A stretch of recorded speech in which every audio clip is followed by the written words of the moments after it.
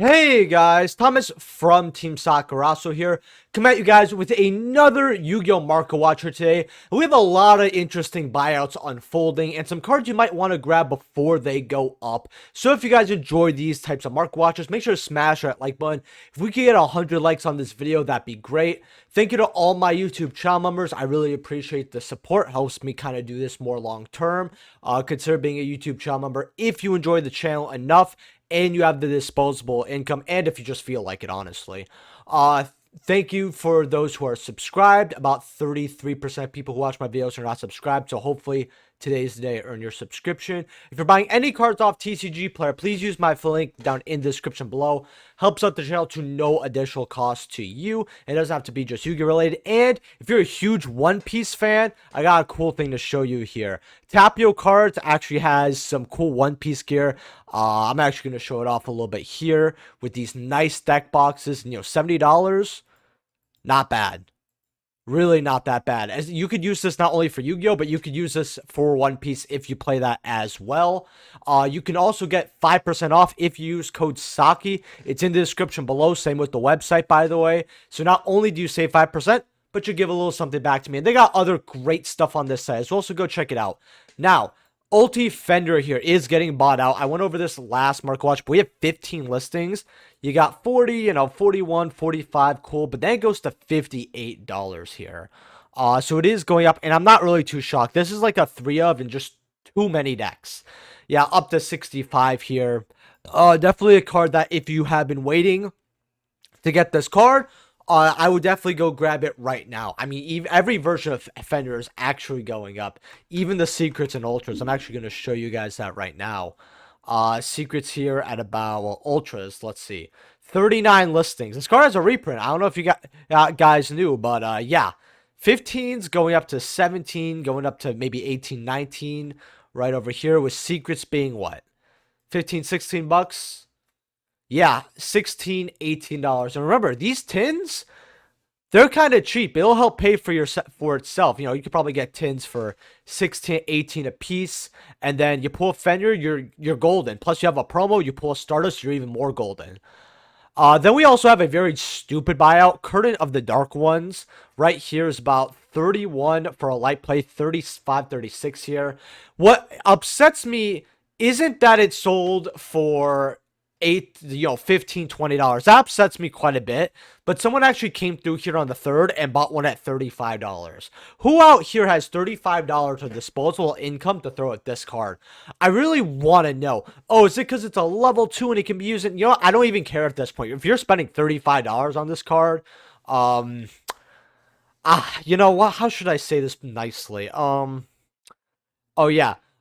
You should have someone looking over your credit card purchases. But someone actually knows why this is bought out. Please let me know. OTS 23 has dropped. I honestly was so tired I didn't want to get my OTS packs, but I told one of my good friends, I'm like, hey, go pull an ulti, and he actually did have his entry. It was really funny here. But I want to go over these pre-sale prices because they're a lot different than what people would think. So you have ulti Kurakaras. Now, I thought this card would hold some good value for a little bit. And now they're about $58, $60. Yes, they go up to 84, but I'm being honest. If you want ulti Kurakara, people were paying 40 to 50 for secrets. 40 to 50 for ultis? Yeah, I understand that this card is not seeing as much play right now, but I feel like it's better to be safe than sorry. You want to grab these, well, they are light plays. Near mitts are really like 60. If you can get near mitts for 50, go ahead and grab that. That is a very good price.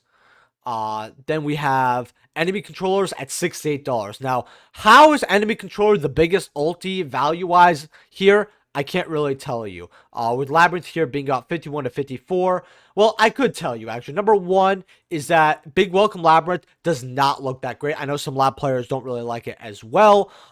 So this is an ulti that's probably going to drop, fortunately or unfortunately. And I think the reason is because this card just, if you've seen it, it just doesn't look that good. If you like it, you like it, of course, but I think a lot of lab players are missing out, are dodging this and waiting for it to go down, and it is crashing hard. Kurokar is not seeing as much play right now. It's still seeing some play, so I feel like this is still, again, week 1, kind of low. Now, Enemy Controller, I think a lot of people are like, well, you could play in older formats. It's a card that comes up once in a while. It's an old school card. Collectors going crazy over it. And this ulti, unlike Big Welcome, looks really, really good. And the reason why I think this is just too high and I'm surprised is because usually these older legacy ultis, unless they're either really, really iconic, like anime-wise, or they're good in the game, they don't usually hold a high value. And while Enemy Controller has seen meta-relevant play, I think like a year and a half ago, we were seeing it. We saw a few top 32 lists with it.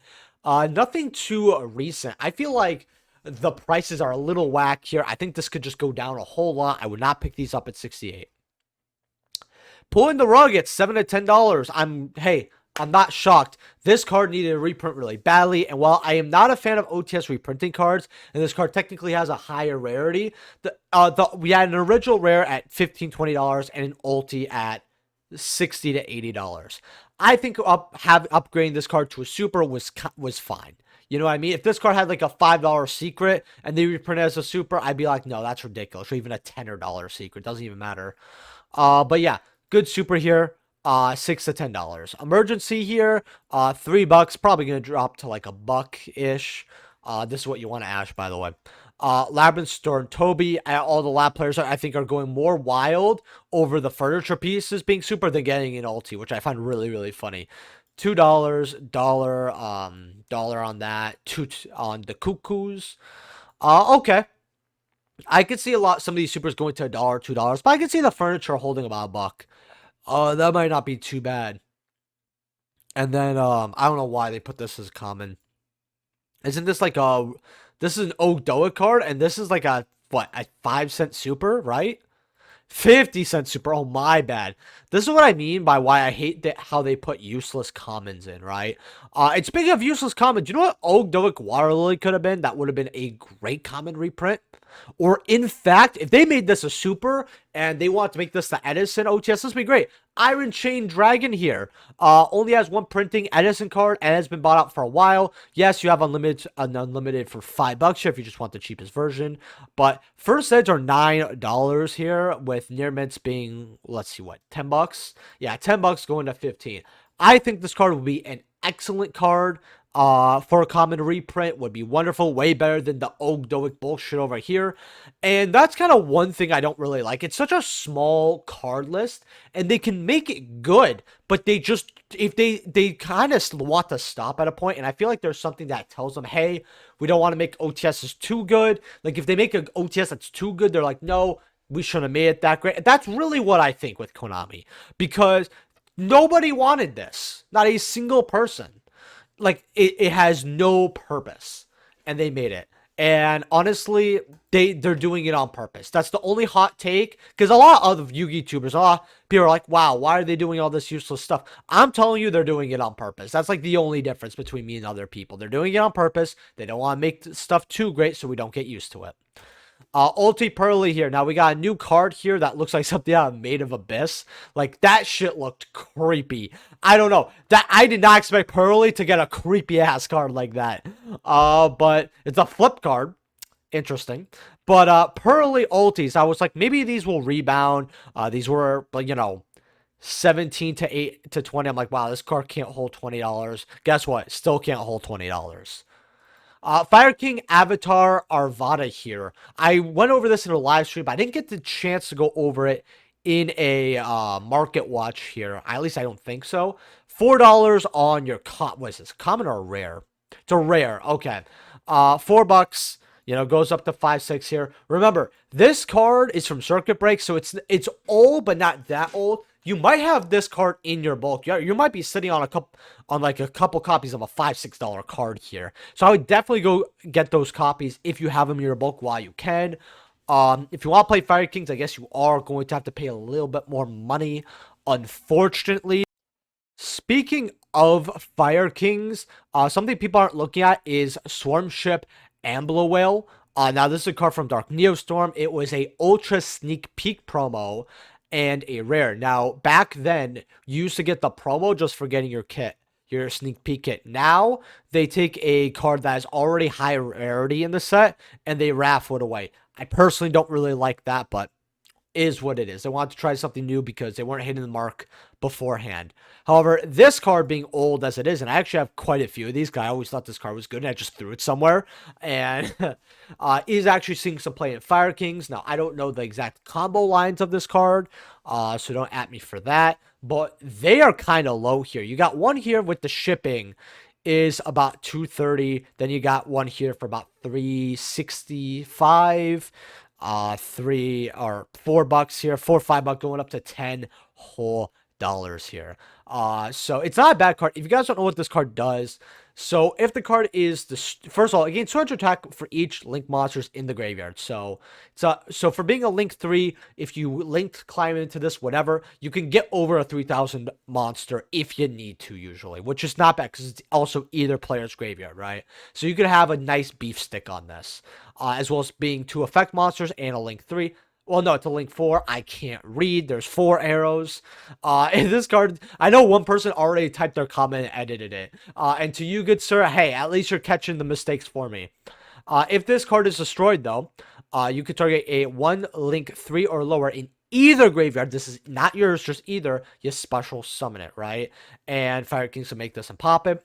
And then, depending on what you summon, you can have either another interruption, something that happens on your opponent's turn. You get the point. It's actually a really good effect, in my opinion. If a link 3 or lower monster on the field is destroyed by battle card effect while this card's in the graveyard, which, guess what? You will be because you're summoning it, right? You can bash this card from your graveyard and destroy a card on the field, right? So basically, you're able to summon something back, get another interruption, whatever. If your opponent either fights through that or something happens to it, you got another pop on the field, right? So it's actually not a bad card to have. I actually think it's quite a nice card to dump. I think that, you know, a little bit of playing around with this card could be neat. It's also a fire, which is quite nice. So, you know, if you get locked into fire, yeah, $5-6. Would I play this card? Yeah, but you don't have, if you want to play budget, because I mean, you are playing Fire Kings, let's be honest, you're not playing high rarity Fire Kings. You do have rares here starting at a cool, like, 10 cents. And so if you want the card to play, you got the card to play. In fact, maybe I'll give one away if I find this, because back when, Team Sakurasou I had friends who bought like 5-6 kits and they threw all my copies at me. And I bought kits, right? So when I say like I had a stack of these and I thought because I also thought the card was good, I really do. I just have to find it. Would you guys be interested in getting one of these for free? Anyway, Wings of Wicked Flame, wickedly coming out at $25 to $35. If you have this card, go sell it. Pot of Greed ulti. Look, I got the pot collection right over here. I'm going to be honest with you. I'd rather have the ulti from Kaiba collection. Look, 42 for a near mint unlimited. Look, I know it's not first ed, but $42. 42. Look, this is back to the good old age.